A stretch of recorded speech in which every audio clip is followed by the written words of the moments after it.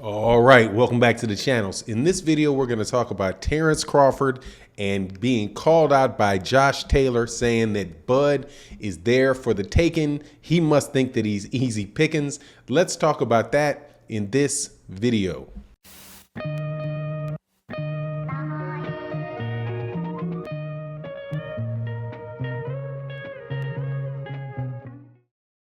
All right, welcome back to the channel. Before I get into the subject matter of it though, please make sure if you're not subscribed to the channel, please subscribe to the channel. Also make sure to like the video, share the video.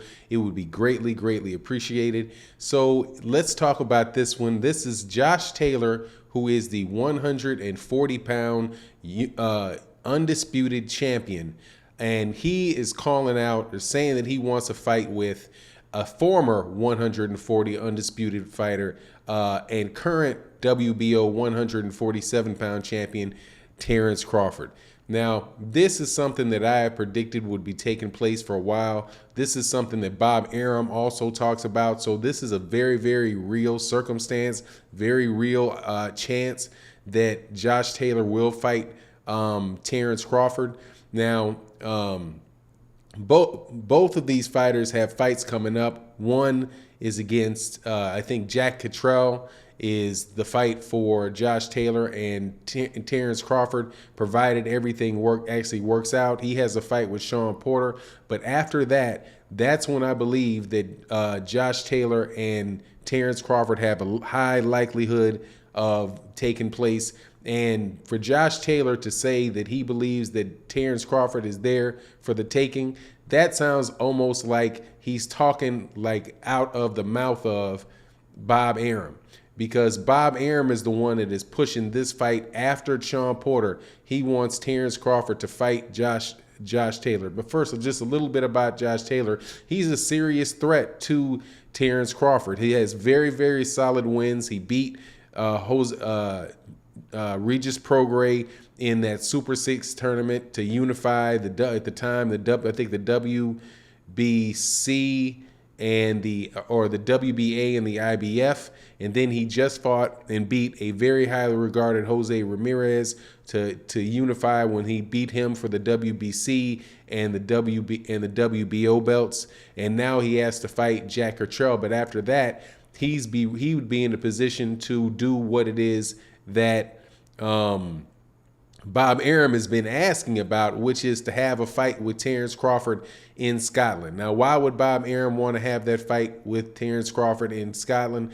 Because Bob Arum has been saying for a while that he's losing money on Terence Crawford, and Terence Crawford doesn't necessarily have a big fan base in the United States, so he'd want to take that fight over there to the UK and in where they would fight in Josh Taylor's backyard.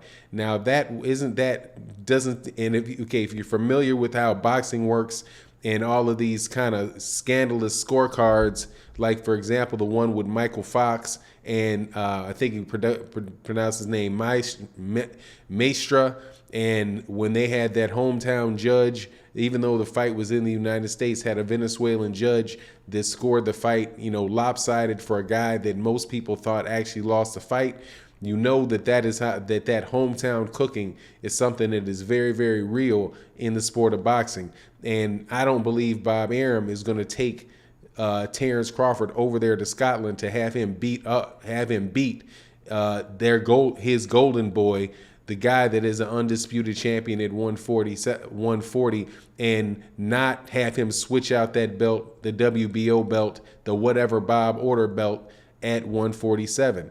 Now, most people would say, no, there's no way that Josh Taylor can beat Terence Crawford in a fight. And I'm telling you that there is very much a way that he can beat him in the fight, because when he's fighting on the road like that, Terence Crawford is probably going to have to get a knockout to get a draw in that fight. So as long as Josh Taylor puts up a decent fight and does not get knocked out in that fight, then I think that Josh Taylor can win that fight. And that's why Josh Taylor says, hey, that he's there for that Terence Crawford is there for the taking. But there's obviously things in the way of this fight, like the fact that Terence Crawford really does have other things that he's supposed to be doing. For example, the first fight is with Terence Crawford, with Sean Porter. That Sean Porter and him have not solidified the fight, but that fight would probably be, and I have to believe the fight is going to get finalized, because otherwise, if they don't finalize it, then Terence Crawford has to give up his belt. And now the belt wouldn't directly go to Sean Porter, but he would lose his belt because he would be stripped for not following the orders of the WBO and taking and fighting this mandatory challenger. So I believe that fight's going to happen. Now, that is a fight that, is really very iffy for Terence Crawford. Some people are saying that Sean Porter is going to win. Some people saying Terence Crawford would win. But really, it's a little less than a pick'em fight. For me, I'm like maybe 52% for Sean Porter, 48% for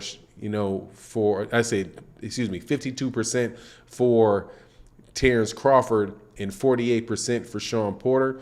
But that is definitely a difficult fight. And then there is, of course, the fight that Terence Crawford says that he wants, which is the winner. Now, and I'm happy that he's saying it, because before, when he was saying he didn't care about Errol Spence Jr., but now that Errol Spence Jr. has a Manny Pacquiao fight, he's saying that he wants to get the Manny Pacquiao fight. Now, the one thing that may prevent that would need to take place in order for Errol Spence to get that winner of Manny Pacquiao, Errol Spence Jr., and not take the fight with Josh Taylor is that Terence Crawford would have to sign with somebody else or remain a free agent when his contract is up. And my understanding is that his contract is up in October. So really, depending on which way Terence Crawford goes, if he decides to stay with Top Rank, which I say is the odds on, a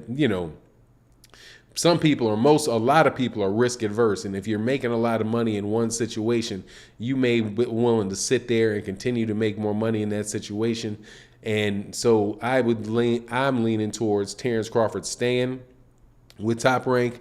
But if he left Top Rank, then I would say, okay, then he's in position to win, to try to go for undisputed at 147 pounds. But opposite of him, I mean, without him leaving, he's going to be there for Josh Taylor, who believes he's easy pickings, and again, or he's there for the taking. And of course, why would he think that he's there for the taking? Because of the last couple performances by Terence Crawford have been in spotty. He looked like he was a little apprehensive against Kell Brook in the very early part of that fight before Terence Crawford really hit him. He also looked that same way against Aegis Kalvinakis. So they could just be thinking that, Terence Crawford is getting up there in age. He's not, doesn't quite have the reflexes that he used to have. If you can press him, you may be able to get him out of there. Personally, I think if everything is fair and good and there's no politics in it, then I think Terence Crawford beats Josh Taylor. But Josh Taylor is good enough if somebody has their finger on the scales, which happens on a regular basis, it seems, in boxing, to get over and beat Terence Crawford. But anyway, that's my take on the matter. You let me know what you think. And with that, I'm out. Peace.